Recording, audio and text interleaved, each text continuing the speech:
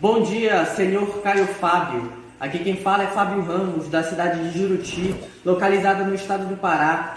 Eu sou um grande admirador seu, assisto seus programas, suas entrevistas feitas em programas de televisões brasileiras, já acompanho nas redes sociais. Minha dúvida é com relação ao batismo nas águas. A Bíblia fala sobre o batismo nas águas, porém, a Bíblia cita que Jesus ordenou que batizassem em nome do Pai, do Filho e do Espírito Santo.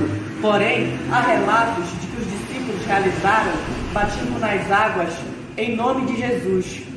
Posso afirmar que existem dois batismos ou está subentendido que existe um apenas?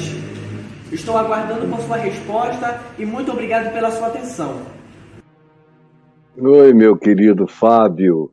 Um beijo para você aí na sua cidade de Juriti, não é? Do Pará. Um grande beijo para você, meu filho. Olha só, Fábio, é tudo a mesma coisa, meu filho. O Jesus disse que o Pai está no Filho, o Filho está no Pai, que o Espírito Santo é o Espírito de Deus, que é o Espírito do Filho. Jesus chamou o Espírito Santo de recebereis do meu Espírito, recebereis do que é meu. O resto é só anatomização, é a tentativa de botar Deus deitado no IML da religião, esquartejá-lo e dizer, olha aqui a parte do Pai, a parte do Filho, a parte do Espírito Santo. Em nome de Jesus, Deus vale por inteiro, meu filho, entendeu? Deus estava em Cristo e o Cristo eterno, que é o Filho, estava em Jesus. Então, é tudo apenas confusão do cristianismo para complicar aquilo que Jesus fez ser simples. Fez ser simples. É por isso que no Evangelho de Marcos não se tem nenhuma alusão a batizar em nome do Pai, do Filho e do Espírito Santo. Você não vê isso no Evangelho de Lucas, não vê isso no Evangelho de João, você não vê isso no livro de Atos dos Apóstolos. Todos ali foram batizados em nome de Jesus. Você não vê isso nos escritos apostólicos. Eles apenas dizem, foi batizado, e então foi batizado ele e sua casa. A pergunta era, crês no Senhor Jesus, tu e a tua casa? Ou crês tu no Senhor Jesus? Se alguém dizia, eu creio, era batizado, sem doutrinação nenhuma. Como, por exemplo, Atos 8, o eunuco, que já não seria batizado na igreja presbiteriana por ser eunuco, por ter sido castrado, por não ter pinto, por ser aleijado sexualmente, por ter peitinho, provavelmente, os testículos arrancados, tudo tirado, começa a haver uma produção hormonal diferente. A voz muda, seios começam a se desenvolver, alguns hormônios femininos que são equilibrados pelos hormônios masculinos no homem perdem o controle, os hormônios se descontrolam. A castração tem um poder de alteração química na biologia humana extraordinário. Então aquele homem provavelmente, no mínimo, fosse um ente de aparência estranha, exótica. E na antiguidade era normal castrar homens. Alguns, Jesus disse, nasciam assim. Era genético. Nasciam hermafroditas ou eram seres humanos com vagina, sem pênis, ou nasciam com pênis mínimo e uma vagina também ali não tão completamente formada, ou então eram homens por fora com uma vagina entre as pernas. Esses são os que Jesus diz que nasciam eunucos, com alguma anomalia físico-orgânica. Jesus disse que outros eram feitos eunucos pelos homens, são os castrados, e que serviam geralmente aos reis e às rainhas, aos haréns nos palácios, como aquele eunuco de Atos 8 que servia a rainha, Candace, rainha dos etíopes, era o homem de confiança das finanças dela. E outros se fazem eunucos. São aqueles que tomam uma decisão, como Paulo, como Jesus, que era um eunuco, todo normal, 2 testículos, um pênis normal, tudo normal. Se ele quisesse engravidar, quem ele quisesse engravidar, ele tinha sêmen saudável para o fazer e ereção, mas ele se tornou eunuco por causa do reino de Deus, pelo casamento dele com a humanidade, e porque ele sabia que ele estava aqui para cumprir um fim e um propósito, que não seria possível para um homem casado, com filhos, com família. Não. Ele tinha família, mas a própria família que ele tinha, ele deixou correndo atrás dele durante aqueles 3 anos e meio. Quem conseguisse alcançá-lo, alcançava. Quem não conseguisse alcançá-lo, ficava para trás. Paulo se fez eunuco por amor ao reino de Deus. Ele podia procriar, ter filhos, mas ele entendeu que para o projeto de vida ao qual ele iria se dedicar, como um ermitão, como um hebreu andando de cidade em cidade, de lugar em lugar, de país em país, atravessando fronteiras, etnias, línguas, anunciando o evangelho, não cabia uma esposa, não cabia uma família. Família precisa se lugarizar, precisa se estabilizar, precisa do mínimo possível de mudanças se a gente conseguir estabelecer isso. A saúde de uma família também se vincula muito à estabilidade de lugares, de vizinhança, de relacionalidades contínuas. Isso ajuda a manutenção da nossa saúde mental, emocional, do nosso crescimento afetivo. Então, eu falei do eunuco para ilustrar o fato de que ele estava voltando de Jerusalém para a Etiópia, na carruagem dele, lendo Isaías 53, num manuscrito.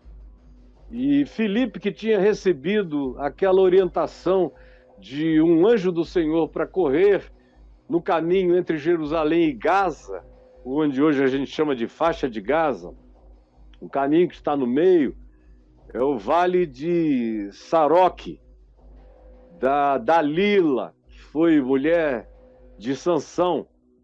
E ali tem um ribeiro que passa até hoje. E foi por aquele caminho que Filipe enveredou.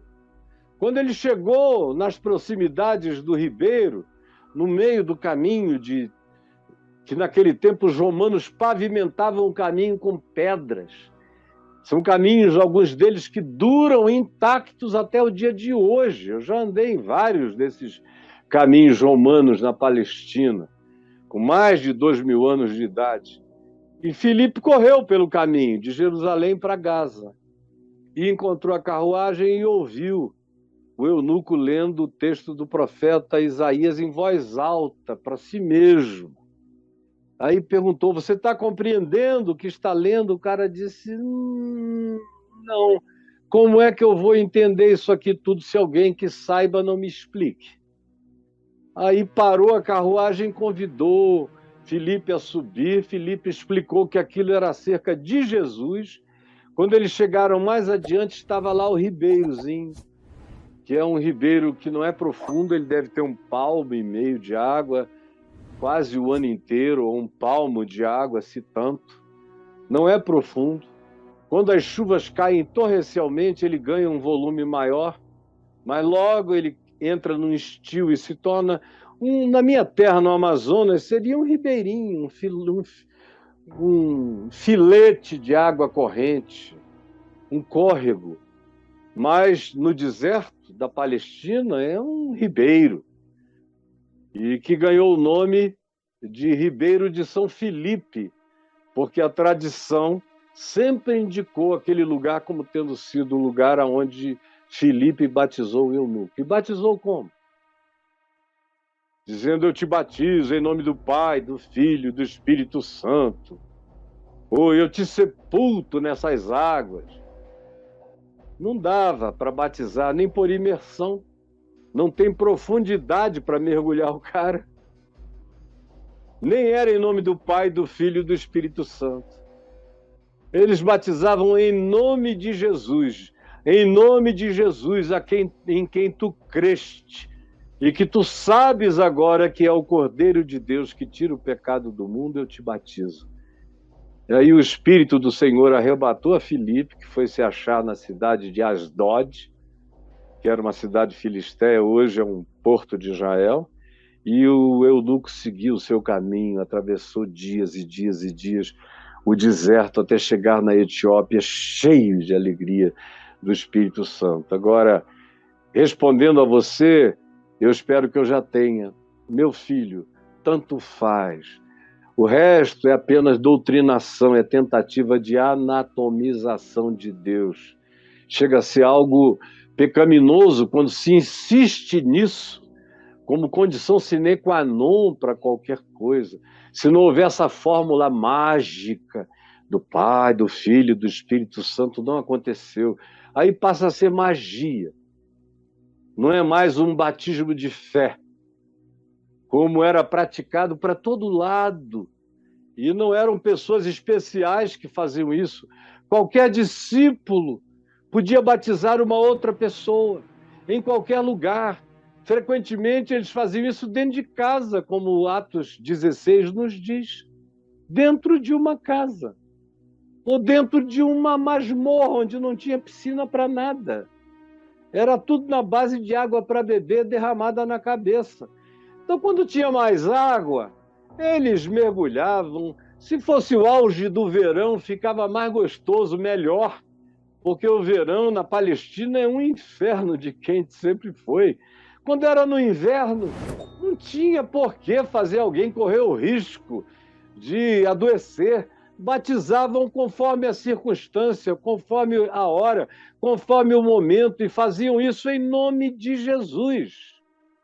E a própria teologia de que o batismo era também o sepultamento com Cristo é uma coisa que foi desenvolvida posteriormente por Paulo, algumas décadas depois, porque no início, quando Jesus ascendeu aos céus, eles receberam o Espírito Santo, eles não tinham nenhuma elaboração nesse sentido, nessa perspectiva. Paulo é que chegou e explicou, olha, o batismo simboliza a nossa morte com Cristo e também a nossa ressurreição em Cristo. Mas, originalmente, os primeiros apóstolos não tinham esse discurso para declarar, eles não tinham essa elaboração, eles não tinham ainda essa teologia, não tinham essa interpretação, não tinham essa reflexão, não tinham tido essa luz de compreensão. A maioria deles aprendeu mais com Paulo do que a gente pode imaginar. E o próprio Pedro, que dentre eles era um dos mais ilustrados, disse, aqui no Novo Testamento, o nosso irmão Paulo diz coisas difíceis de entender, as quais os instáveis e incrédulos deturpam para a própria perversão deles mesmos, para a própria destruição de si próprios. Ficam dizendo que o que Paulo diz é heresia. Eles é que não entendem nada, não compreendem aonde esse irmão já alcançou e já chegou. Ele está falando do futuro para nós que ainda somos habitantes do passado. É isso aí, meu querido Fábio. Grande beijo para você, meu mano.